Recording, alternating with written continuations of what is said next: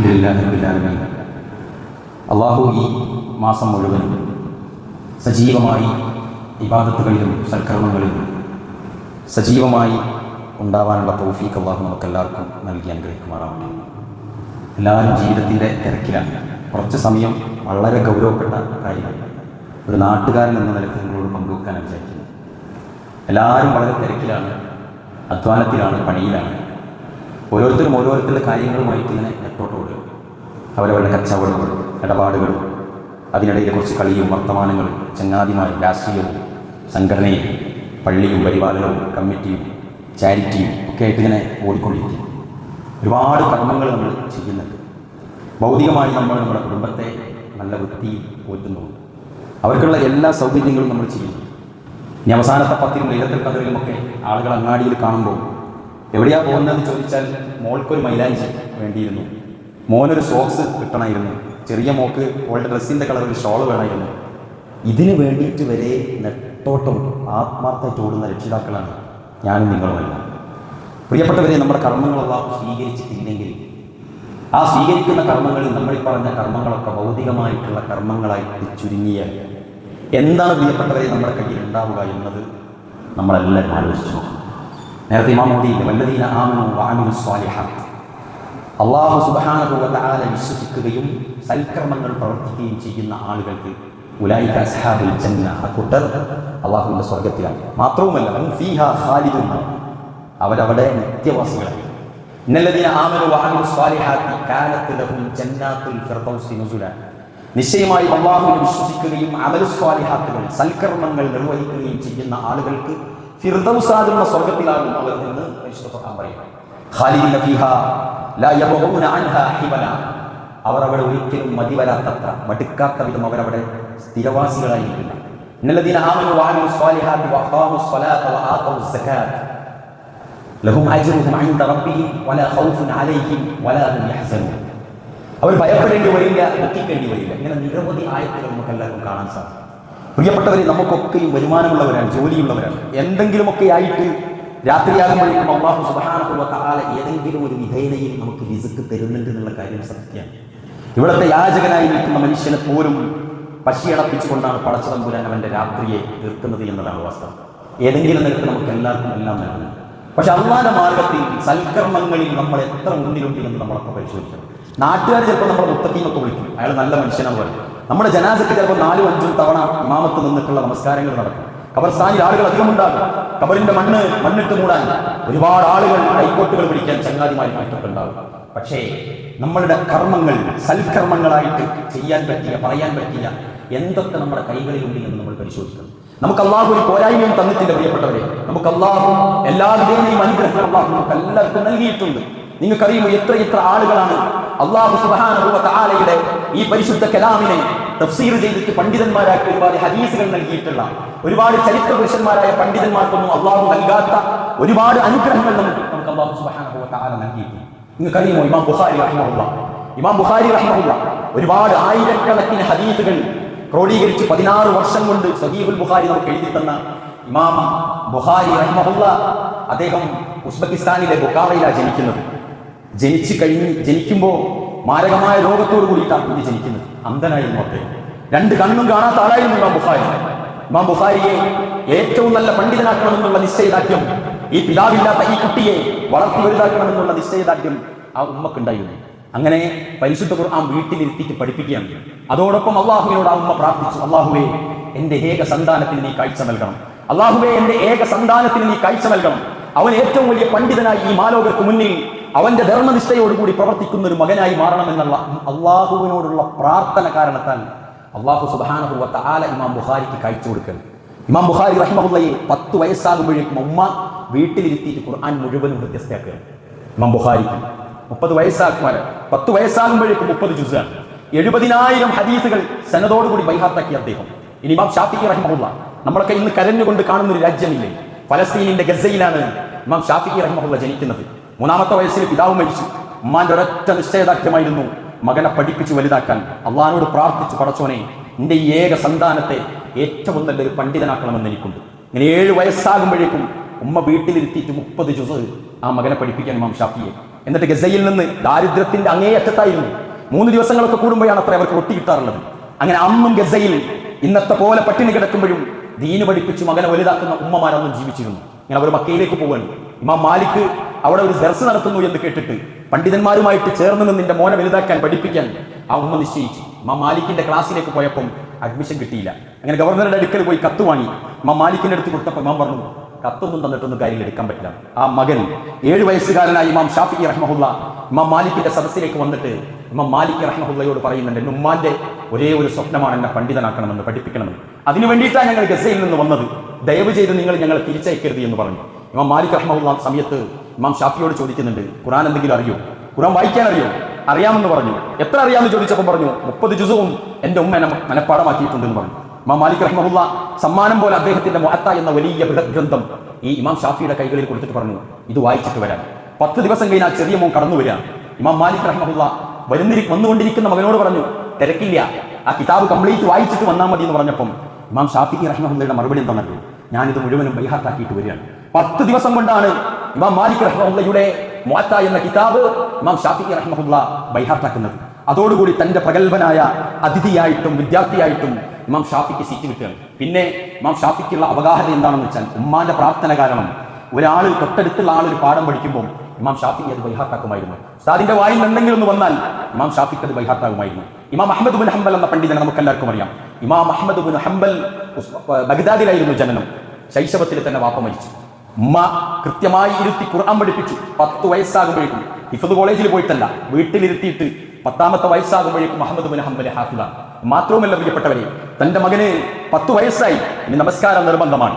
ആ മകന് പള്ളിയിലേക്ക് പോകുമ്പോൾ രാത്രിയുടെ ഇരുട്ടിൽ ഏതെങ്കിലും ക്ഷുദ്രജീവികൾ എന്റെ പുന്നാര മകനെ ഉപദ്രവിച്ചു കളയുമോ എന്ന് വിചാരിച്ചിട്ട് ഈ മകനെ ഉറക്കിയിട്ട് ഉമ്മ ആ തായ്വയിലേക്ക് ഇറങ്ങിയിട്ട് തോൽപാത്രത്തിൽ വെള്ളം കൊണ്ടുവരും മകന് പല്ല് തേക്കാൻ.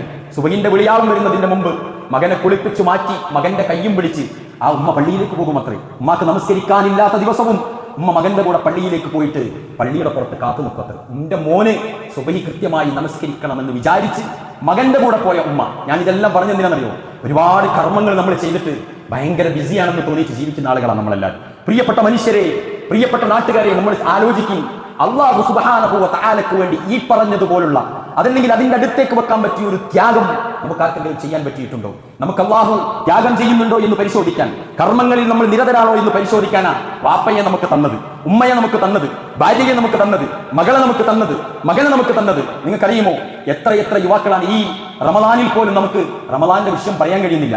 ലഹരിക്കടിമപ്പെട്ട് ആളുകൾ ചത്തൊടുങ്ങുകയാണ്, ജനങ്ങളെ കൊന്നുകളയുകയാണ്. ഒരുപാട് സ്ത്രീകൾക്കിടയിൽ നമ്മുടെ ഉമ്മയെ നമ്മൾ തിരിച്ചറിയുന്നത് നമ്മളുടെ കാഴ്ചപ്പാടും അതൊരു വൈകാരികതയാണ്. ഒരുപാട് സ്ത്രീകൾക്കിടയിലെ ഒരു സ്ത്രീയാണ് നമ്മുടെ ഉമ്മ. ആ ഉമ്മാക്ക് നൽകുന്ന ഒരു ആദരവും ഇതര സ്ത്രീകൾക്ക് കൊടുക്കാൻ നമുക്ക് കഴിയില്ല. നമ്മുടെ മസ്തിഷ്കവും നമ്മുടെ സെറിബ്രവും സെറിബല്ലവും നമ്മളുടെ ഹൈപ്പോതലാമസും നമുക്കൊരു മെസ്സേജ് തരുന്നുണ്ട്, എന്റെ ഉമ്മയാണത്. അതെ, 20 അസ്ഥികൾ ഒന്നിച്ചു പൊട്ടുമ്പോഴുണ്ടാകുന്ന വേദനയോടുകൂടി എന്നെ പ്രസവിച്ച ഉമ്മയാണത്. നിങ്ങൾക്കറിയില്ലേ, ഈ ഇബ്നു ഉമറിന്റെ ഭരണകാലത്ത് മതാഫിലൂടെ ഉമ്മാനെങ്ങനെ തോളിലിട്ടിട്ട് ഒരാൾ നടക്കുന്നുണ്ട്. തവാഫ് ചെയ്യാൻ ഉംറക്ക് പോയ ആളുകൾക്ക് കാണാം, മാതാപിതാക്കൾക്ക് വേണ്ടി ഓരോരുത്തർ അധ്വാനിക്കുന്നത്. ഇത് ഇന്നത്തെ പോലെ ട്രോളിയോ ഇലക്ട്രിക് ചെയറുകളോ ഇല്ലാത്ത കാലം.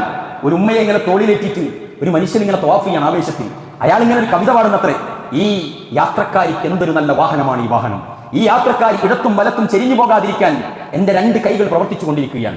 നാട്ടിൽ നിന്ന് കയറിയതാണ് ഈ വാഹനപ്പുറത്ത് ഈ യാത്രക്കാരി. ഈ ഉംറ എന്ന് നാട്ടിൽ ഇറങ്ങുന്നത് വരെ ഈ യാത്രക്കാരിക്ക് ഈ വാഹനം എത്ര സുരക്ഷിതം, ഇതെല്ലാം എന്റെ റബ്ബിന്റെ വജ്ഹിന് വേണ്ടിയിട്ടാണ് ഞാൻ ചെയ്തുകൊണ്ടിരിക്കുന്നത് എന്ന് അയാൾ കവിത പാടിക്കൊണ്ട് ഉമ്മാനെ ഇങ്ങനെ തോളിലേറ്റിട്ട് ഇങ്ങനെ തവാഫ് ചെയ്യാൻ. ഇബ്നു ഉമർ അത് കണ്ടു. ഇബ്നു ഉമർ കണ്ടപ്പോൾ ഈ മനുഷ്യൻ പറഞ്ഞു, ഇബ്നു ഉമറെ കണ്ടില്ലേ, ഇതാരാന്ന് ചോദിച്ചു. എന്റെ ഉമ്മയാ. എന്നിട്ട് അദ്ദേഹത്തിന്റെ അടുത്ത ചോദ്യം അറിയോ? ഉമ്മാനെ നാട്ടിൽ നിന്ന് കൊണ്ടുവരിക, ഞാൻ തവാഫ് ചെയ്ത് ഉംറ ചെയ്യിച്ച് ഞാൻ നാട്ടിലേക്ക് തിരിച്ചു കൊണ്ടുപോകും. നമ്മുടെ ഉമ്മയല്ലേ ഇത്? ഉമ്മാനോടുള്ള ഹക്ക് ഇതിലൂടെയൊക്കെ തീരുമോ എന്ന് ഇബ്നു ഉമറിനോട് ചോദിച്ചപ്പോൾ അബ്ദുല്ലാഹി ഇബ്നു ഉമർ പറഞ്ഞ മറുപടി എന്താ അറിയോ? സഹോദരാ, നീ നിന്റെ നാട്ടിൽ നിന്ന് നിന്റെ ഉമ്മയെ മുതുകത്ത് പേറി ഇവിടെ വന്ന് മക്കയുടെ മണലാരണ്യത്തിൽ ഇന്നത്തെ മൊസൈക്ക് വിരിച്ച ശീതീകരിച്ച മക്കയെ പറ്റിയല്ല, മണൽ വിരിച്ച മക്കത്ത് ഇതെല്ലാം വെയിലും കൊണ്ട് ചുറ്റി പൂർത്തീകരിച്ച് നാട്ടിലെത്തിയാലും നിന്റെ ഉമ്മ ഗർഭാശയത്തിലിട്ട് ഒരു ശ്വാസോച്ഛ്വാസം നടത്തിയ ഒരു ശ്വാസത്തിന് നിന്റെ ഈ ചെയ്തികൾ പകരമാകില്ലെന്നാണ് ഇബ്നു ഉമർ പറഞ്ഞിട്ടുള്ളത്. ആലോചിക്കുക പ്രിയപ്പെട്ടവരെ, ഒരുപാട് ഉത്തരവാദിത്തമാണ് ഉമ്മ എന്ന് പറഞ്ഞാൽ. ആ ഉമ്മയെയാണ് കഴിഞ്ഞ ദിവസം ഒരു ചെറുപ്പക്കാരൻ കൊല്ലാനായി കൊന്നു എന്നാണ് അവൻ കരുതിയത്. പോലീസ് സ്റ്റേഷനിൽ പോയിട്ട് ഉമ്മയടക്കമുള്ള 6 പേരെ ഞാൻ കൊന്നിട്ടാണ് വരുന്നത് എന്നാണ് ആ കുട്ടി പറഞ്ഞത്. ആലോചിച്ച് നോക്ക്. വാപ്പ അന്ന് നാട്ടിലില്ലാത്തത് കൊണ്ട് വല്യാപ്പനെ ആലോചിച്ച് നോക്ക്. വാപ്പാരെന്നറിയോ? ഉമറിന്റെ ഭരണകാലത്ത് ഉമറിനെ കരയിപ്പിച്ചൊരു ചരിത്രമുണ്ട്. ഉമയ്യത്ത് ബിൻ അസാക്കിർ എന്ന മനുഷ്യൻ, വയസ്സായ മനുഷ്യനാണ്. അദ്ദേഹത്തിന്റെ ഭാര്യയുമുണ്ട്. അവരെ രണ്ടുപേരെയും നോക്കുന്നത് അവരുടെ പ്രിയപ്പെട്ട മകൻ കിലാബാണ്. കിലാബ് എന്നും രാവിലെ പാല് കറന്ന് വാപ്പക്ക് കൊടുക്കും, ഉമ്മക്ക് കൊടുക്കും. അങ്ങനെ ഉമ്മാനെ കുളിപ്പിക്കും. എല്ലാവരെയും നല്ല വൃത്തിക്ക് കൊണ്ടു നടക്കവേ ജിഹാദിന് വേണ്ടിയിട്ട് വിളിച്ചപ്പോ കിലാബ് പോവുകയാണ്. ആ നാട്ടിൽ നിന്ന് കുറച്ച് ദൂരെയുള്ള നാട്ടിലാണ്. കിലാബില്ലാതാകുമ്പോഴേക്കും അവരുടെ പാല് കുടി നിൽക്കുകയാണ്, അവരുടെ ചായ കുടി നിൽക്കുകയാണ്, അവരുടെ കുളി നിൽക്കുകയാണ്. അവരാകെ പ്രയാസത്തിലായി. മകനെ കാണാനില്ല. മകന്റെ മിസ്സിങ് ഏതൊരു പിതാവിന്റെയും വികാരമാണ്. അങ്ങനെ ആ കാരണത്താൽ യൂസുഫ് അലൈഹിസ്സലാത്തു വസ്സലാമിനെ കാണാതായി കരഞ്ഞ് കരഞ്ഞ് കരഞ്ഞ് യാക്കൂബ് അലൈഹിസ്സലാത്തു വസ്സലാമിന് വബിയല്ലത്ത് ഐനാഹു മിനൽ ഹുസ്നി ഫഹുവ ഖദീം എന്ന് പറഞ്ഞില്ലേ? കരഞ്ഞ് കരഞ്ഞ വാപ്പന്റെ കാഴ്ച പോയി എന്നാ സൂറത്ത് യൂസുഫിന് പറഞ്ഞത്. അതുപോലെ തന്നെ ഉമയ്യത്ത് ബിനു അസാകിറിന് ഈ മകന്റെ മിസ്സിങ് വല്ലാതെ കരയിപ്പിക്കുകയും അദ്ദേഹത്തിന്റെ കാഴ്ച ഇല്ലാതാകുന്ന അവസ്ഥയും വന്നു. അങ്ങനെ ഖലീഫ ഉമർ അറിയുകയാണ്. ഖലീഫ ഉമർ ഉടൻ തന്നെ വിദൂരത്തുള്ള കിലാബിനെ വിളിപ്പിച്ചു. എന്താണ് കിലാബ്? നാട്ടിൽ വല്ല പ്രതിസന്ധി ഉണ്ടല്ലോ, മാതാപിതാക്കൾക്ക് പരാതിയുണ്ടല്ലോ, മാതാപിതാക്കൾ വല്ല വിഷമത്തിലാണല്ലോ. കിലാബ് പറഞ്ഞു, ഞാൻ ജിഹാദിന് പോയതാണ്. അതല്ലാതെ ഏതെങ്കിലും ടൂറിസം വകുപ്പിന്റെ കീഴിലല്ല, അതല്ലെങ്കിൽ ഏതെങ്കിലും റിസോർട്ടുകളിലല്ല. കിലാബ് പോയത് ജിഹാദിനാണ്. ആ കിലാബ് ഖലീഫയോട് പറഞ്ഞപ്പോ ഖലീഫ പറഞ്ഞു, പിന്നെ എന്താണ് നിങ്ങളെ വാപ്പക്ക് ഇത്ര വിഷമം? പിന്നെ എന്താണ് വാപ്പന്റെ കാഴ്ച വരെ കുറഞ്ഞു എന്നാണല്ലോ കേൾക്കുന്നത്. കിലാബ് പറയാണ്, വാപ്പ എഴുന്നേൽക്കുന്നതിന്റെ മുമ്പ് ഞാൻ എഴുന്നേൽക്കും. എന്നിട്ട് ഞങ്ങളെ മുറ്റത്ത് കെട്ടിയിട്ടിരിക്കുന്ന ഈ കറവത്തിൽ നിന്ന് ഞാൻ കറവയെടുക്കും. പാലെടുത്തിട്ട് വാപ്പക്ക് കൊണ്ടുപോയി കൊടുക്കും, ഉമ്മാക്ക് കൊണ്ടുപോയി കൊടുക്കും. എന്നിട്ട് അവരെ ഞാൻ കുളിപ്പിക്കും. എന്നിട്ട് വൃത്തിയുള്ള വസ്ത്രത്തിൽ ശരിയാക്കിയിട്ടാണ് ഞാൻ എന്റെ ഏർപ്പാടുകൾക്ക് പോകുന്നത്. നിങ്ങൾക്കറിയുമോ, ഉമർ ഖത്താബിന്റെ ഒട്ടകത്തിൽ നിന്ന് ഒരു തോൽപാത്രം എടുത്ത് ആ ഒട്ടകത്തിൽ നിന്ന് പാല് കലക്കിയിട്ട് ഉമർ ഖത്താബ് പോകുന്നുണ്ട് ഈ ഉമയ്യത്ത് ബിൻ അസാക്കിറിന്റെ വീട്ടിൽ. ഉമർ ഖത്താബും അനുചരന്മാരും ഉമയ്യത്ത് ബിൻ അസാക്കിറിന്റെ വീട്ടിൽ പോയി ഉമയ്യത്ത് ബിൻ അസാക്കിറിന്റെ കയ്യിൽ സലാം ചൊല്ലിക്കൊണ്ട് ഈ തോൽപാത്രം കൊടുക്കുകയാണ്. ഈ പാല് വായിലേക്ക് വെച്ചിട്ട് നിങ്ങൾക്കറിയുമോ, യൂസുഫ് അലൈഹിസ്സലാത്തു വസ്സലാമിനെ കാണാതെ കാഴ്ച നഷ്ടപ്പെട്ട് സഹോദരങ്ങൾ അവസാനം യൂസുഫ് നബിയെ അല്ലാഹു സുബ്ഹാനഹു വ തആല രക്ഷിച്ചൊരു നാട്ടിന്റെ സാമ്രാജ്യത്വത്തിന്റെ ഒരു വലിയ പ്രധാനിയായി ഒരു നാട്ടിൽ വലിയ ദർജയോടെ നിർത്തിയ സന്ദർഭത്തിൽ ഞങ്ങളുടെ വാപ്പയ്ക്ക് ഇങ്ങനെയൊക്കെ സംഭവിച്ചിട്ടുണ്ട് എന്ന് പറഞ്ഞപ്പോൾ യൂസുഫ് നബി ഒരു ഷർട്ട് കൊടുത്തയക്കുന്ന കഥ സൂറത്ത് യൂസുഫിൽ പറയുന്നുണ്ട്. ഈ ഷർട്ട് മണപ്പിച്ചാൽ വാപ്പന്റെ കാഴ്ച കിട്ടും, നിങ്ങളെ വാപ്പക്ക് കാഴ്ച കിട്ടും എന്ന് പറഞ്ഞു. ആ ഷർട്ടും കൊണ്ട് പോയിട്ട് യാക്കൂബ് അലൈഹിസ്സലാത്തു വസ്സലാം ആ ഷർട്ട് ഇങ്ങനെ പിടിച്ചിട്ട് പറയുന്നുണ്ട്, എന്താ ഇന്നി ലഅജിദു റീഹ യൂസുഫ്, എന്റെ മോന് യൂസുഫിനെ മണക്കുന്നുണ്ടല്ലോ എന്നാണ് യാക്കൂബ് നബി പറഞ്ഞത് ഖുർആനിലായത്. അതേപോലെ തന്നെ പ്രിയപ്പെട്ടവരെ, ഉമർ ഖത്താബിന്റെ തോൽപാത്രത്തിലെ പാല് ഇത് പാലാണല്ലോ എന്നല്ല ഈ വാപ്പ പറഞ്ഞത്. ഉമയ്യത്ത് ബിൻ അസാക്കിർ പറഞ്ഞു, ഇന്നി ലഅജിദു റീഹ കിലാബ്, എന്റെ മോനെ മണക്കുന്നുണ്ടല്ലോ. ചെറുപ്പത്തിൽ ഒരുപാട് കൊല്ലം വാപ്പക്ക് പാല് കടന്നു കൊടുത്ത പാല് മൂക്കിന്റെ തുമ്പിലേക്ക് എത്തുമ്പോഴേക്കും എന്റെ മോനാണല്ലോ ഇത് എന്ന് പറഞ്ഞ ഉമയ്യത്ത് ബിൻ അസാക്കിറിനെ പോലെ ഒരുപാട് ഉമയ്യത്ത് ബിൻ അസാക്കിർമാരാണ് ഇവിടുത്തെ യുവാക്കളെ നിങ്ങളെ പൊറ്റി വളർത്തിക്കൊണ്ടിരിക്കുന്നത്. ആ വാപ്പന്റെ സ്നേഹം വല്ലാത്തൊരു സ്നേഹമാണെന്ന് തിരിച്ചറിയാത്തവരാണ് ഇവിടെ ജീവിച്ചുകൊണ്ടിരിക്കുന്നത്. ഇവിടെയൊക്കെയും നമ്മൾ മനസ്സിലാക്കേണ്ടത്, സൽക്കർമ്മങ്ങളിൽ നിരതരായി കൊണ്ടല്ലാതെ ജീവിച്ചാൽ ഇന്നല്ലദീന ആമനൂ വഅമിലുസ് സ്വാലിഹാത്ത് എന്ന് പറഞ്ഞതുപോലെ തന്നെ ഇന്നല്ലദീന കഫറൂ സവാഉൻ അലൈഹിം അൻദർതഹും അം ലം തുൻദിർഹും ലാ യുഅ്മിനൂൻ എന്ന് പറഞ്ഞിട്ടില്ലേ? വല്ലദീന കഫറൂ അഅമാലഹും കസറാബിൻ നിഖീഅത്തിൻ എന്ന് പറഞ്ഞില്ലേ? കാഫിരീങ്ങളായ നിഷേധികളായ ആളുകളുടെ കൂട്ടത്തിൽ ഈ പറഞ്ഞ കർമ്മങ്ങളിൽ നേരെയാകാതെ അതിക്രമങ്ങൾ കാണിച്ച് ജീവിക്കുന്ന ആളുകൾക്ക് ഗംഭീരമായ ശിക്ഷയാണ് നൽകുക എന്ന് പരിശുദ്ധ ഖുർആനിലൂടെ ഒരുപാടിടങ്ങളിലൂടെ അള്ളാഹു താക്കീത് നൽകുന്നുണ്ട്. പ്രിയപ്പെട്ടവരെ, മാതാപിതാക്കളെ ഉപദ്രവിക്കുക, സൽക്കർമ്മങ്ങളിൽ നന്മകളില്ലാതായിരിക്കുക, ജീവിതത്തിൽ മുഴുവനും ബിസി എന്ന് പറയുന്നവൻ ഭൗതികമായ ഒരുപാട് കാര്യങ്ങളിലാണ് അവരെ പിടിച്ചു കെട്ടിയതെങ്കിൽ പരലോകത്ത് നമ്മുടെ മീസാനിൽ നമ്മുടെ ഹിസാബിൽ ഒരു നന്മയും ഇല്ലാത്തവരായി നമ്മൾ കൈമലർത്തുന്ന ഒരവസ്ഥയാണ് കടന്നു വരിക. നേരെ മറിച്ചോ, ആളുകൾ അല്ലാഹു സുബ്ഹാനഹു വ തആലയുടെ ദീനും പുലർത്തിക്കൊണ്ട് വളർത്താൻ രക്ഷിതാക്കൾ തയ്യാറായാൽ, നേരത്തെ ഇമാം ബുഖാരിയെ പറഞ്ഞതുപോലെ എത്ര ആളുകളാണ് പ്രിയപ്പെട്ടവരെ, ഇവർക്കൊക്കെ എന്തൊക്കെ പോരായ്മകൾ ഉണ്ടായിട്ടും അതിനെയെല്ലാം അതിജയിച്ചില്ലേ? അബാൻ ഓർമ്മയില്ലേ? ഉസ്മാൻ ഇബ്നു അഫ്ഫാന്റെ മകൻ അബാൻ 2 ചെവിയും കേൾക്കാത്ത മോനായിരുന്നു. 2 ചെവിയും കേൾക്കാത്ത, ശബ്ദമെന്തെന്നറിയാത്ത സഹാബിയായിരുന്നു. ശബ്ദമെന്തെന്നറിയാത്ത, നിറങ്ങളെന്തെന്നറിയാത്ത അബ്ദുല്ലാഹി ഇബ്നു ഉമ്മു മക്തൂം ജീവിച്ച നാട്ടിൽ ശബ്ദമെന്തെന്നറിയാത്ത അബാൻ ഇബ്നു ഉസ്മാൻ ഇബ്നു അഫ്ഫാൻ ജീവിച്ചിരുന്നു. അദ്ദേഹത്തെയും വളർത്തി വലുതാക്കി ഹാഫിദാക്കി മുഫസ്സിറാക്കി മദീനത്തെ ഗവർണർ വരെ ആകുന്ന അവസ്ഥയിലേക്ക് അബാൻ ഇബ്നു ഉസ്മാൻ ഇബ്നു അഫ്ഫാൻ വന്നു. അംർ ഇബ്നു ജമൂഹ് 2 കാലുകൾ ശോഷിച്ച സഹാബിയായിരുന്നു. അബ്ദുല്ലാഹി മസ്ഊദ് ഒരു കാല് ശോഷിച്ച് തൂങ്ങിക്കിടന്ന സഹാബിയായിരുന്നു. അങ്ങനെ ഒരു ഇമാം തിർമുദി ജന്മന അന്ധനായിരുന്നു. ഇമാം തിർമുദി ആരാ? സ്വഹീഹ് തിർമുദി രചിച്ചിരിക്കുന്ന പ്രഗത്ഭനായ പണ്ഡിതൻ അന്ധനായിരുന്നു. അങ്ങനെ എത്രയോ ആളുകൾ, ഇവരൊക്കെയും ഒരുപാട് സൗകര്യങ്ങളെ ഇല്ലാതായിട്ട് പോലും അള്ളാഹു ഇവരെയൊക്കെ അങ്ങനെയൊക്കെ പരീക്ഷിച്ചിട്ട് പോലും ദീനിന്റെ മാർഗത്തിൽ കർമ്മങ്ങളുമായി മുന്നേറിയ പണ്ഡിതന്മാരായിട്ട് നമ്മൾ കാണുകയാണ്. അതുകൊണ്ട് പ്രിയപ്പെട്ടവരെ, വിചാരിച്ചാൽ നമുക്ക് സാധിക്കും. പ്രാർത്ഥനയോടുകൂടി നമ്മുടെ മക്കളെ പോറ്റിയാൽ മക്കളെ ഒരു മനുഷ്യനും വലാ ഖൗഫുൻ അലൈഹിം, നിങ്ങൾ പേടിക്കേണ്ടി വരില്ല. നിങ്ങൾ ഭയപ്പെടേണ്ടി വരില്ല, ദുഃഖിക്കേണ്ടി വരില്ല. ഇന്ന് പോലും ഒരു പിതാവ് വിളിച്ചിട്ട് കരയാണ്, ചെറിയ കുട്ടി പൊട്ടിക്കരയുന്നത് പോലെ അവരുടെ മകൻ വിളിച്ചു ഭീഷണിപ്പെടുത്തുന്നുണ്ട് അത്രേ. ഞാൻ ശരിയാക്കി തരാമെന്ന് വിളിച്ചു പറയുന്നുണ്ട് അത്രേ. നിങ്ങൾക്കറിയുമോ, ഡി അഡിക്ഷൻ സെന്ററുകളിലുള്ള ആളുകളുമായിട്ട് സംസാരിക്കുമ്പം അവരിൽപ്പെട്ട ചില ആളുകളുടെ പ്രത്യേകത പറഞ്ഞു, വമ്പിച്ച അഡിക്ഷൻ ആയിരുന്നു അത്രേ. കഴിഞ്ഞ റമദാനിൽ നമ്മൾ ഇന്ന് തറാവീഹ് നമസ്കരിച്ചതുപോലെ നമസ്കരിച്ചൊരു ചെറുപ്പക്കാരൻ MDM അടിച്ചുകൊണ്ടായിരുന്നു അത്രേ തറാവീഹ് നമസ്കരിച്ചിരുന്നത്.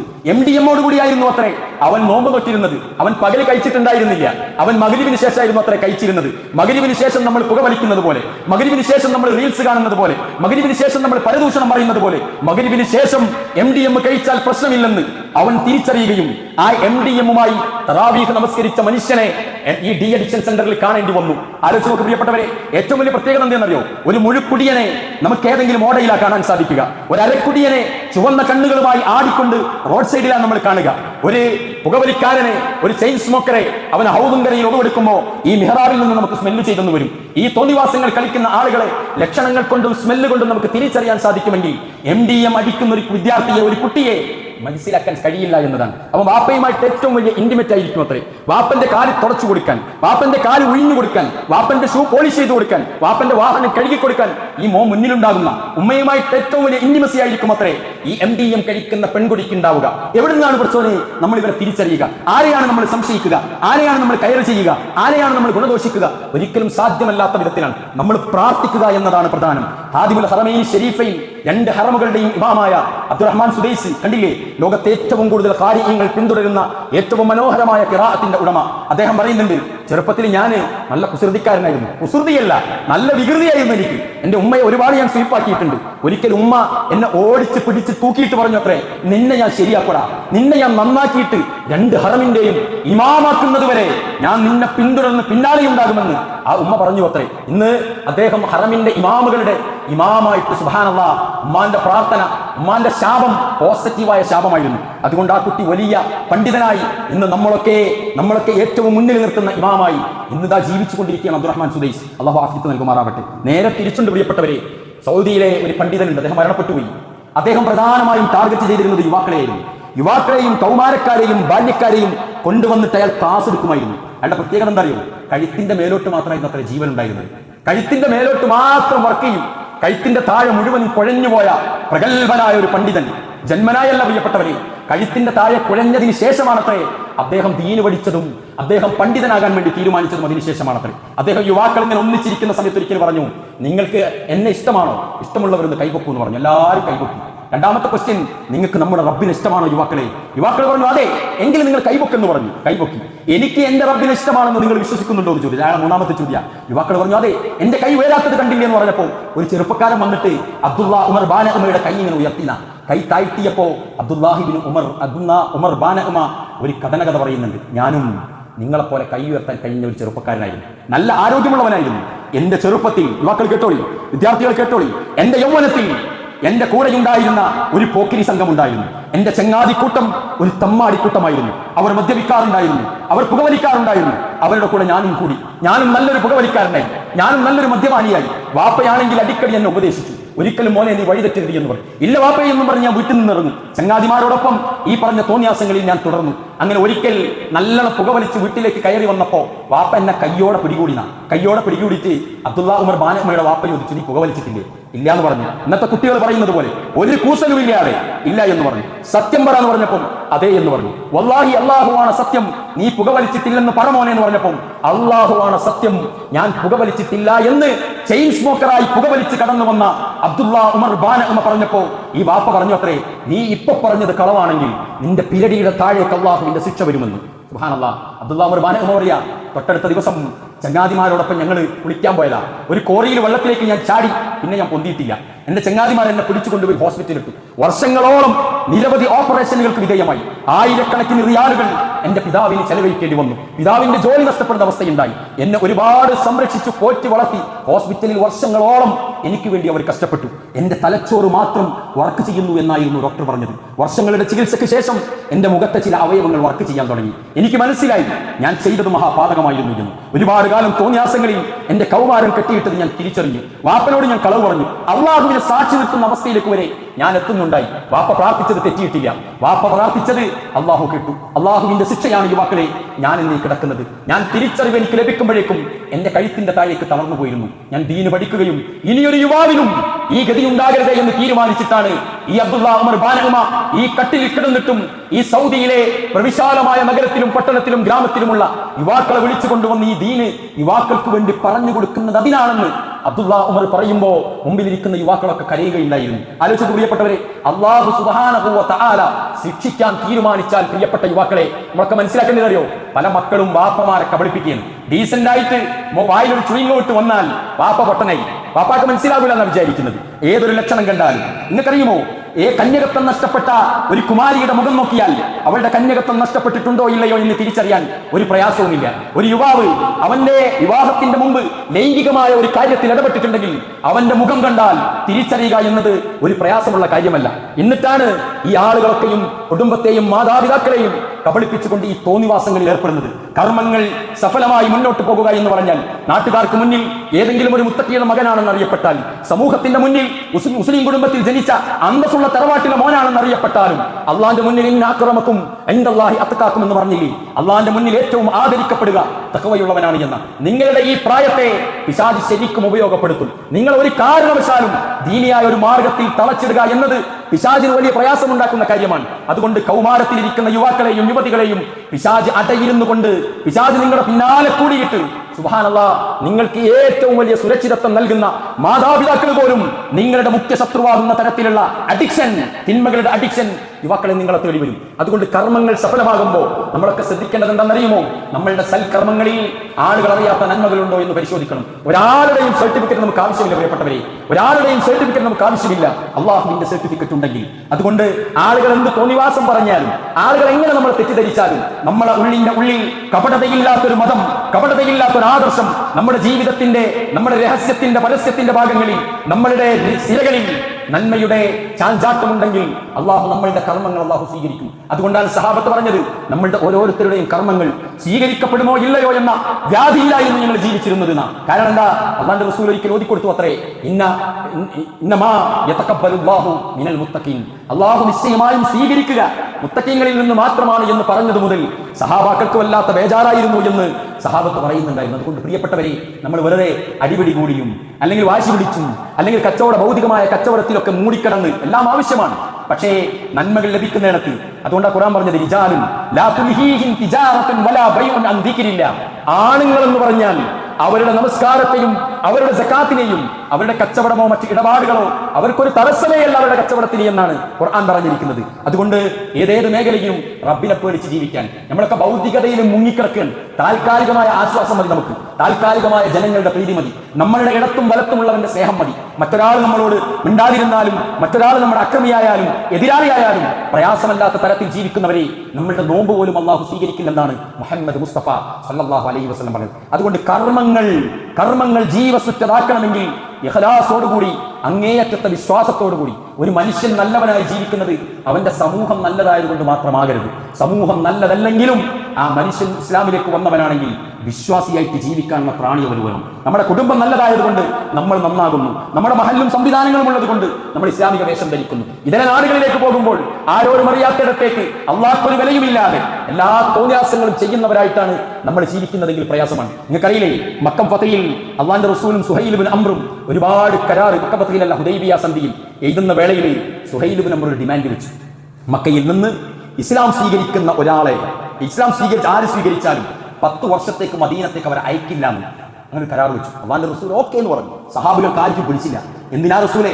ഇത് എഴുതിക്കൊണ്ടിരിക്കുമ്പോഴാണ് സുഹൈൽ ഇബ്നു അംറിന്റെ മകൻ അതേ ഇരിക്കുന്ന വീട്ടിന്റെ അകത്ത് നിന്ന് ചങ്ങലയും പൊട്ടിച്ച് പുറത്തേക്ക് വരുന്നത്. അലിയാറ് തങ്ങളുണ്ട് കൂടെ, ഓർമ്മയില്ലേ? ശത്രു സൈന്യം ഒരുപാട് ആളുകളെ ശരിക്കും അങ്ങനെ ആക്രമിച്ച് കൊന്ന് നിലത്തിട്ടിട്ട് അവസാനം അലിയാറ് തങ്ങളുടെ നേർക്ക് നേരെ ഒരുപാട് ശത്രു സൈന്യം ഒന്നിച്ചു വളഞ്ഞ സമയത്താണ് ഒരു കോട്ടയുടെ വാതിൽ പിടിച്ച് അല്ലാഹു അക്ബർ എന്ന് പറഞ്ഞ അലിയാർ തങ്ങൾ തിരിയുന്നുണ്ട്. ആ കോട്ടവാതിൽ 7ഓളം ആളുകൾ ഉയർത്താത്ത കോട്ടവാതിൽ ഈ അലിയാർ തങ്ങൾ ഉയർത്തി. ആ അലിയാറുണ്ട്, അതേപോലെ ഉമർ ബിൻ ഖത്താബ് ഉണ്ട്. ഇവരൊക്കെ ഇരിക്കുന്ന വേളയിലാണ് സുഹൈൽ ബിൻ അംറിന്റെ മകൻ അബൂജന്തൽ കടന്നു വരുന്നത്. അള്ളാന്റെ റസൂലെ, ഞാൻ ഇസ്ലാം സ്വീകരിച്ചവനാണ്, എന്റെ വാപ്പ ഇതിന്റെ ഉള്ളിൽ ചങ്ങലക്കിട്ട് വെച്ചതാ, നിങ്ങൾ ഇന്നെ രക്ഷപ്പെടുത്തണം എന്ന് പറഞ്ഞപ്പോ റസൂലുള്ള പറഞ്ഞെന്താ അറിയോ? അബൂജന്തൽ, നിങ്ങൾ ക്ഷമിക്കി, ഇപ്പൊ ഇവിടെ ഒരു കരാർ എഴുതിയിട്ടുണ്ട്, മക്കയിൽ ഒരാൾ മുസ്ലിമായാൽ 10 വർഷത്തേക്ക് മദീനത്തേക്ക് കൊണ്ടുപോകില്ലെന്ന്. അതേ എന്ന് ഞാൻ ഓക്കെ അടിച്ചു പോയിട്ടുണ്ട് എന്ന് പറഞ്ഞാൽ അള്ളാന്റെ റസൂൽ അന്ന് പറഞ്ഞെന്താ അറിയാം സഹാബത്തിനോട്?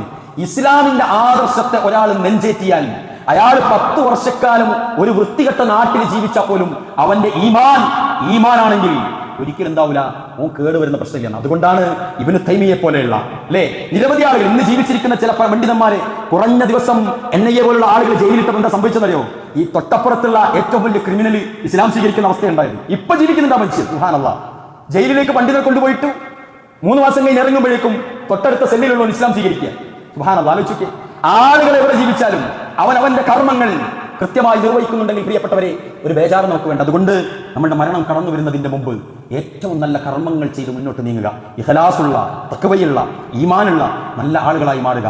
നമ്മുടെ മക്കളെ ഏത് നിമിഷവും നമ്മളുടെ ശത്രുവാകാൻ സാധ്യതയുണ്ട്. അല്ലാഹുവിന്റെ ഖുർആൻ പറഞ്ഞില്ലേ, യാ അയ്യുഹല്ലദീന ആമനു, സത്യവിശ്വാസികളെ, ഇന്ന മിൻ അസ്വാജികും വഔലാദികും അദുവ്വൻ ലക്കും, നിശ്ചയമായും നിങ്ങളുടെ ഇണകളിലും നിങ്ങളുടെ മക്കളിലും നിങ്ങൾക്ക് ശത്രുക്കളുണ്ട് എന്നാണ് ഖുർആൻ പറഞ്ഞത്. നിങ്ങളുടെ ഇണകളിലും നിങ്ങളുടെ മക്കളിലും നിങ്ങൾക്ക് ശത്രുക്കളുണ്ട്. തൊട്ടടുത്ത ആയത്ത് പറയാണ്, ഇന്നമാ അംവാലുക്കും ഔലാദുക്കും ഫിത്ന, നിശ്ചയമായും സമ്പത്തും അതേപോലെ നിങ്ങളുടെ മക്കളും നിങ്ങൾക്ക് പരീക്ഷണമാണ് കേട്ടോ എന്ന് തൊട്ടടുത്ത ആയത്തിൽ അല്ലാഹു പറയുന്നു. അതുകൊണ്ട് ഭയപ്പെടണം നമ്മളെല്ലാവരും, ചേർത്ത് പിടിക്കണം നമ്മളെല്ലാവരും നമ്മുടെ കുടുംബത്തിനെ. അതുകൊണ്ടാണ് ഫാത്തിമ റളിയല്ലാഹു അൻഹയുടെ ചരിത്രം പറയുന്നില്ലേ, അലിയാർ തങ്ങളോട് പറഞ്ഞു, മക്കൾ കരയുന്നുണ്ട്, നിങ്ങൾ എന്തെങ്കിലും കൊണ്ടുവരണം. ഒന്നുമില്ല അലിയാർ തങ്ങളുടെ കയ്യിൽ. അള്ളാന്റെ റസൂലിന്റെ പാവപ്പെട്ട ദരിദ്രനായ ഒന്നുമില്ലാത്ത റസൂലിന്റെ മകളുടെ ഭർത്താവ് അങ്ങാടിയിൽ പോവാണ്. അന്ന് ഗനീമത്തായി കിട്ടിയ എന്തോ ഒരു വസ്തു അങ്ങാടിയിൽ വിറ്റിട്ട് 2 റൊട്ടിയാണ് അലിയാർ തങ്ങൾക്ക് കിട്ടുന്നത്. ഈ ചരിത്രം പറഞ്ഞ് ഞാൻ നിർത്തുകയാണ്. അലിയാർ തങ്ങൾ ആവേശത്തിൽ വന്ന് ഫാത്തിമ ബീവി ആ റൊട്ടി 4 കഷ്ണാക്കുന്നുണ്ട്. ഒരു കഷ്ണം എടുത്തിട്ട് ഹസന്റെ കയ്യിൽ വായിൽ വെച്ചു കൊടുത്തു, ഒരു കഷ്ണം എടുത്തിട്ട് ഹുസൈന്റെ വായിൽ വെച്ചു കൊടുത്തു, ഒരു കഷ്ണം എടുത്തിട്ട് അലിയാർ തങ്ങളെ വായിൽ വെച്ചു കൊടുത്തു. 4ാമത്തെ കഷ്ണം ഫാത്തിമ ബീവി ഇങ്ങനെ കടിക്കുമ്പോൾ പെട്ടെന്ന് ഓർമ്മ വരികയാണ്, വാപ്പുണ്ട് കുറച്ച് ദൂരത്തപ്പുറം. തട്ടത്തിൽ ഇങ്ങനെ പൊതിഞ്ഞിട്ട് വാപ്പന്റെ അടുത്തേക്ക് പോയി.